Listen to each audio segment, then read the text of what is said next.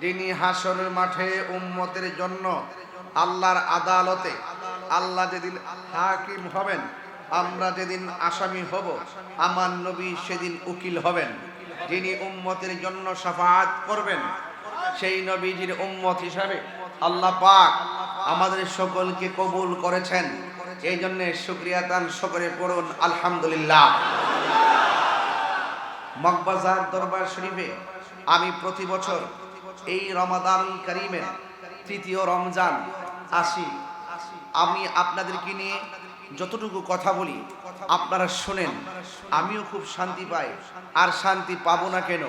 এমন জায়গায় বসে ওয়াজ করি, এমন জায়গায় বসে ওয়াজ শুনি, সরাসরি আল্লাহর ওলির নুরানি কদম থেকে আমাদের অন্তরে একটা নেটওয়ার্ক আসে। কথা কি সঠিক বলতেছি? একটা ফায়াজ লাগে কি লাগে না? একটা আধ্যাত্মিক ভাব লাগে কি লাগে না? গলার সাউন্ডটাই তো বেড়ে যায়।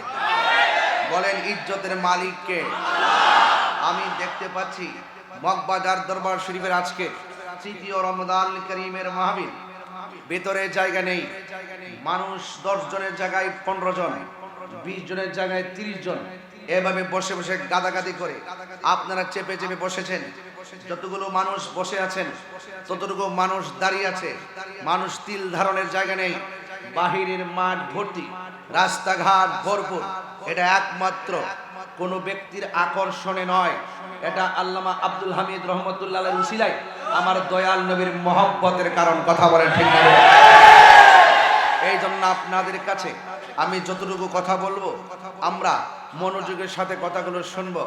এখানে অনেক জ্ঞানী গুণী, অনেক আত্মীয় স্বজন, অনেক পারিবারিক আত্মীয় স্বজন, অনেক উলামায়ে কেরাম, অনেক পীর মাশায়েখ, অনেক বুজুর্গানে দিন এখানে এসেছেন। একটু আগে মাদ্রাসার ছাত্রদের মাথায় পাগড়ি পরায় দেওয়া হয়েছে। কোরআনের পাখিগুলো আমাদের ডানে বামে আছেন। আমি খুব ক্লান্ত মানুষ, আপনারা জানেন। বড় একটা জার্নি করে আমি এসেছি। তারপরও আমি আপনাদের খেদমতে যতটুকু কথা বলবো মনোযোগের সাথে শুনবেন। তবে শুরু করতে চাই ওই কথার দ্বারা, যে চালাও সে পথে যে পথে তোমার প্রিয়জন গিয়েছেন চলি। সেই কথা দিয়ে শুরু করতে চাই। রতনে রতন চিনে। কথা বলেন ঠিক না বেঠে? কিছু পেতে হলে কিছু দিতে হয়, কিছু পেতে হলে কিছু দিতে হয়। এই জন্য ওয়াসিলা বড় গুরুত্বপূর্ণ জিনিস রে বাবা, ওয়াসিলা বড় দামি জিনিস। কথা কন ঠিক কিনা? এই জন্য আমার ভাইয়েরা, আপনাদের খেদমতে আমার আরজ থাকবে, কেউ কথা বলি না, কেউ যেন কথা না বলি। সবাই ভদ্রতার সাথে, আদবের সাথে, ইখলাসের নিয়তে রমাদানুল কারীমে আপনারা কথাগুলো শুনবেন। ইমানি নুরানি ইরফানি ফাতিহা শরীফ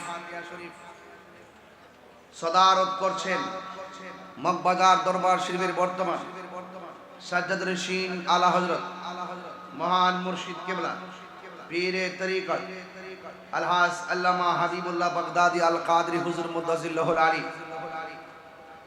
সার্বিক তত্ত্বাবধানে আগামীর উত্তরসূরি আমার অত্যন্ত স্নেহাস্পদ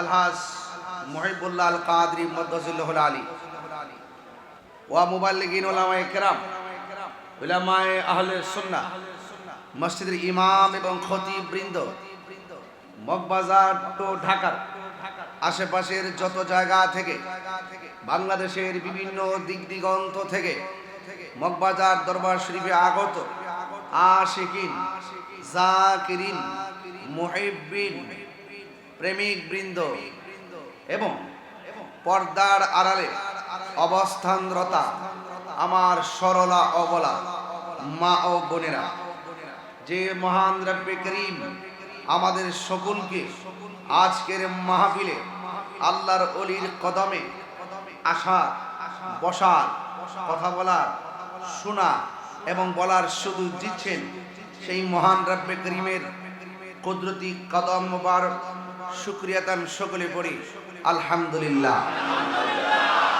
লাখ কোটি দরুদ ও সালাম ওই নবীজির নূরানি কদম মুবারকে, যিনি হায়াতুন নবী, নূর নবী, গায়েবের খবর দেনে ওয়ালা, যার বাহিরে ভিতরে নূরুন আলা নূর, যিনি কবরে শরীর মুবারকে হাজির থাকবেন